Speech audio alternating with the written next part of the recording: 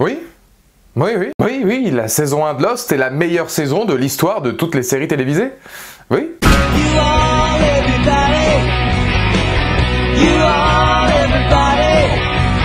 Acting like it's stupid people when it's meant to grow. Bonjour à toutes et à tous, c'est Valou et bienvenue pour cette toute nouvelle vidéo. Une vidéo un petit peu spéciale, un petit peu dans la thématique de moi, ma vie et Jesse Pinkman que j'avais fait la toute première vidéo sur Breaking Bad qui doit dater d'il y a à peu près un an, donc ça remonte quand même à il y a pas mal de temps. Une vidéo qui fera plaisir à plusieurs types de personnes, ceux qui voulaient enfin que je reparle après ma vidéo sur Sawyer de Lost, et ceux qui me demandaient putain Valou, mais quelle est ta série préférée? À mon sens, peut-être que les séries, s'il y en a aujourd'hui, évidemment, je parle de la première saison de Lost qui est pour moi un chef-d'œuvre. Il y a d'autres séries, Breaking Bad, même Game of Thrones jusqu'à la saison 7, 8, enfin bref, énormément de séries références qui ont fait mieux que Lost en règle générale. Mais la première saison de Lost est pour moi ce qui s'est fait de mieux dans l'univers des séries, et il y avait un côté nostalgique très atypique de l'époque où je regardais Lost, qu'on a peut-être un petit peu perdu aujourd'hui avec les sites de streaming, avec les plateformes, avec Netflix, avec Amazon, avec OCS, etc. C'était l'époque bénie des dieux, et c'est ça moi peut-être qui me manque le plus, où on avait notre samedi soir avec les épisodes de Lost qui étaient diffusés à l'écran,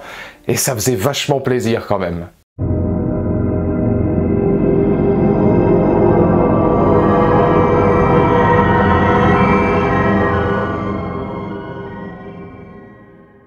Parce que c'est ça, moi, qui m'a marqué avec Lost, et c'est vraiment cette série qui m'a forgé une partie de ma culture cinématographique. La toute première fois que je suis tombé sur Lost, c'était en 2004 ou en 2005, à l'époque de la diffusion française, donc un peu après la diffusion américaine sur TF1, c'était le dernier épisode. Dernier épisode de la saison 1, avec Sawyer, Gene, je crois qu'il y avait Michael et Walt sur le bateau, sur le radeau, qui essayaient de quitter l'île. On avait les premiers mystères autour de la fameuse trappe de John Locke qu'il avait tenté d'ouvrir avec Boone, ça s'était mal passé.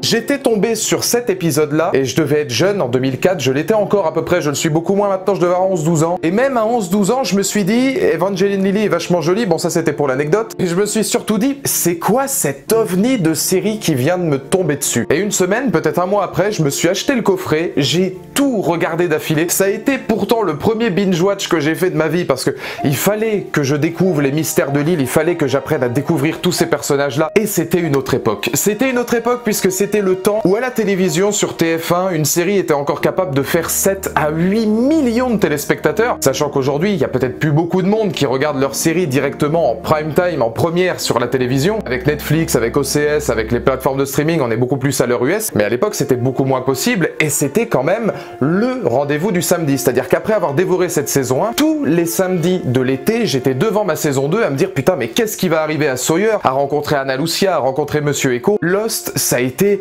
une bombe atomique sur au moins les 3 premières saisons. Après, il y a eu la 4e avec les grèves des scénaristes, mais ça a été un raz-de-marée, ça a été quelque chose d'extraordinaire, ça a été un renouveau, et c'était un autre monde, et c'est ça, moi, qui m'intéressait déjà dans Lost, et c'est aussi pour ça qu'encore aujourd'hui, je me rappelle vraiment cet état d'esprit, cette attente de vouloir être à l'été, non seulement pour pouvoir profiter un petit peu de ton été, voilà, c'était les vacances, hein, le sable fin, et puis surtout pas d'école. Je vous rappelle que j'étais au collège à cette époque-là, en 5e, c'était pas évident, et t'attendais ton samedi soir pour voir tes épisodes et pour découvrir tout ça. Et aujourd'hui, je trouve qu'on n'a plus vraiment cette osmose, cette aura finalement de ce rendez-vous télévisé que t'avais pris l'habitude d'avoir. C'est vrai qu'on peut les avoir encore vis-à-vis d'IMC, par exemple sur Walking Dead, sur Breaking Bad, à l'époque où Breaking Bad était à la télévision. On l'avait sur Game of Thrones avec HBO qui était diffusé sur OCS, mais ça devient finalement de plus en plus rare, et ça a moins cette nostalgie, cette magie, si vous voulez, d'une série comme Lost. C'était aussi une période où on avait Desperate Housewives, on avait Prison Break. Prison Break, c'était le rendez-vous du jeudi ou du vendredi, c'est-à-dire que t'étais bien, toi, à l'époque du collège. Je veux dire, pour tous ceux qui ont mon âge, vous savez très bien ce que c'est. Le jeudi, t'avais ton Desperate Housewives sur M6, le vendredi, t'avais ton Prison Break. Oui, j'aimais bien Desperate Housewives, il y avait Eva Longoria. Et le samedi, t'arrivais avec ton Lost. Et forcément,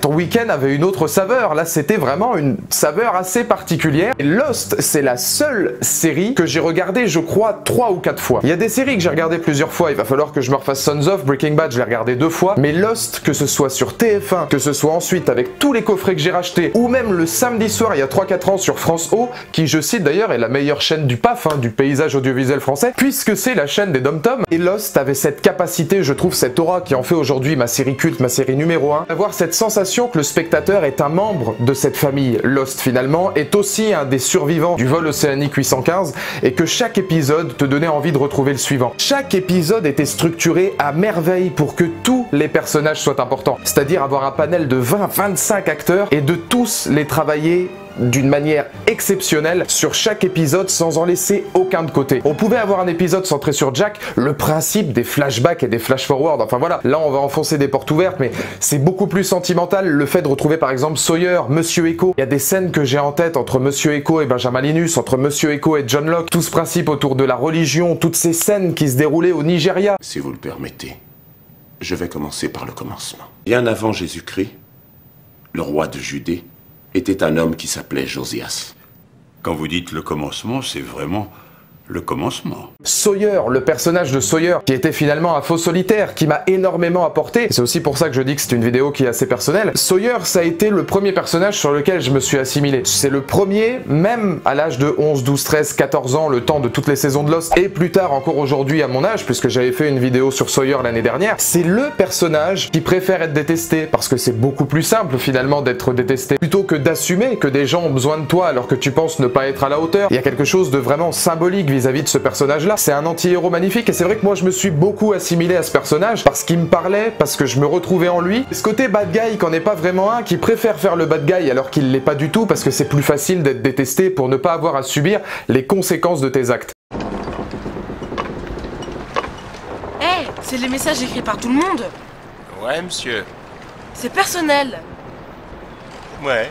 Combien de séries au monde étaient capables d'arriver sur le tarmac littéralement avec 25 personnages, les structurer, les travailler, donner des références bibliques à certains moments et faire en sorte qu'ils aient tous une architecture capable de faire comprendre que le spectateur 1 peut s'assimiler à n'importe lequel d'entre eux, parce que je pense qu'un personnage comme Charlie, Dominic Monaghan, quand même Dominic Monaghan, le rescapé du Seigneur des Anneaux qui arrive dans Lost, je pense que énormément de gens l'attendaient au tournant. Oh, everybody! You are everybody!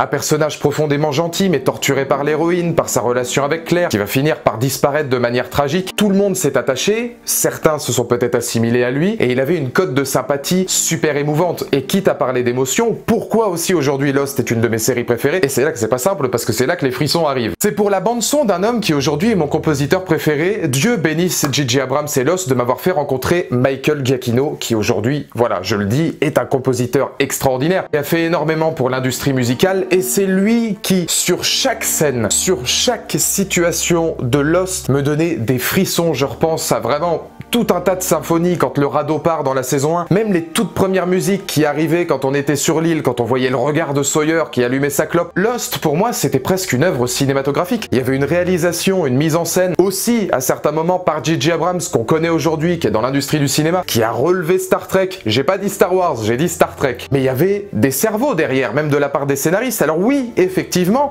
Lost s'est un petit peu perdu par la suite. Je fais partie de ceux qui ont adoré toutes les saisons, hormis peut-être la 4e, grève des scénaristes oblige, forcément, elle était un petit peu moins intéressante. Je peux comprendre que beaucoup aient perdu le fil au fur et à mesure et qu'ils aient peut-être perdu le goût justement d'une saison 1 et 2 qui les avait transcendés. Et c'est le défaut d'une qualité finalement, c'est que les saisons 1 et 2 avaient mis un level tellement haut et moi j'étais tellement obnubilé par cette série, je regardais ça avec mes yeux de gamin et c'est la seule série aujourd'hui où j'arrive à me reconnaître avec une nostalgie qui fait mal. Et c'est là vraiment que la vidéo est personnelle, c'est que Lost, c'est peut-être la série qui me fait le plus de mal à regarder. Parce que moi, je suis quelqu'un qui a énormément peur du temps qui passe. Ma phobie, c'est le temps qui passe, ma phobie, c'est de vieillir, ma phobie, c'est même la mort à certains moments, c'est de me faire dévorer, mais ça, j'ai beaucoup moins de chance, a priori. Là, je suis en Charente-Maritime, les grands blancs, les squales, ce n'est pas à cet endroit-là. Mais c'est vrai que, voilà, les vraies phobies que je peux avoir, c'est cette phobie du temps qui passe. C'est cette phobie qui est propre aussi, d'ailleurs, à certains personnages de Lost. Le personnage de Desmond, forcément, le temps, le 4, 8, 15, 16, 23, 42, ce fameux code de l'ordinateur dans le bunker, le temps qui passe au fur et à mesure, les années de perdu. Il y a énormément de thématiques importantes, c'est des thématiques qui me touchent.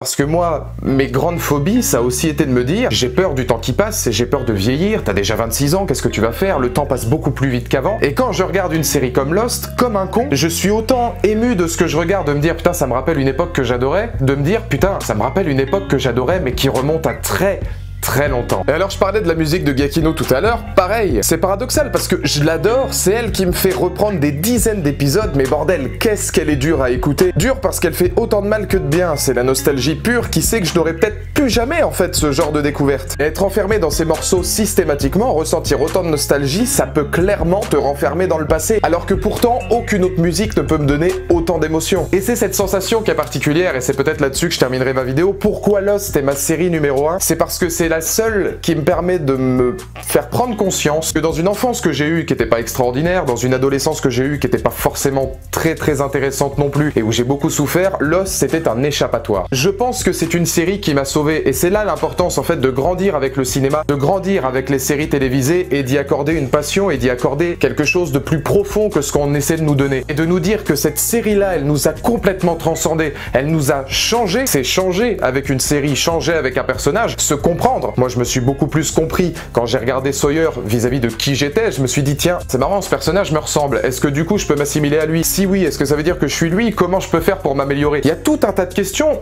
que je n'ai jamais eu avec d'autres séries. Jesse Pinkman dans Breaking Bad, effectivement. Peut-être Shane aussi dans Walking Dead et certains personnages de Sons of. Mais c'est tout. Et c'est pour ça qu'à mes yeux, Lost a toujours cet espace si particulier dans mon cœur. C'est parce que ça me rappelle une époque où c'était mon échappatoire, où c'était ma façon de m'évader dans une enfance qui était difficile. Et en même temps, si t'avais pas eu cette connaissance-là, si t'avais pas eu cette rencontre-là, tu serais peut-être pas celui que t'es aujourd'hui, je serais peut-être pas en train de vous parler, je serais peut-être pas en train de faire le con à citer la science et les dom-toms. Oui, si, ça je le ferai tout le temps, c'est Julien Lepers. On est tous finalement les enfants de quelque chose, que ce soit une découverte musicale, que ce soit une découverte artistique, peut-être la peinture, l'art, n'importe quoi, la sculpture. On est tous les enfants de quelque chose, on est tous les héritiers d'un art qui nous a façonnés. Et c'est vrai que moi, au jour d'aujourd'hui, si encore une fois je dois le dire de but en blanc, de qui tu tiens, qu'est-ce qui t'a apporté cette culture, qu'est-ce qui a fait qu'aujourd'hui t'as voulu entendre parler de ça, qu'est-ce qui a fait que tu as voulu en parler face caméra, qu'est-ce qui fait que aujourd'hui, oui, tu te considères comme un enfant du cinéma, comme un enfant de la télévision, c'est Lost, tout simplement. Et c'est là aussi que c'est le plus important, quoi qu'il arrive, soyez toujours fiers des choses avec lesquelles vous avez grandi, parce qu'elles n'appartiennent qu'à vous, et ça, vous ne les oublierez jamais.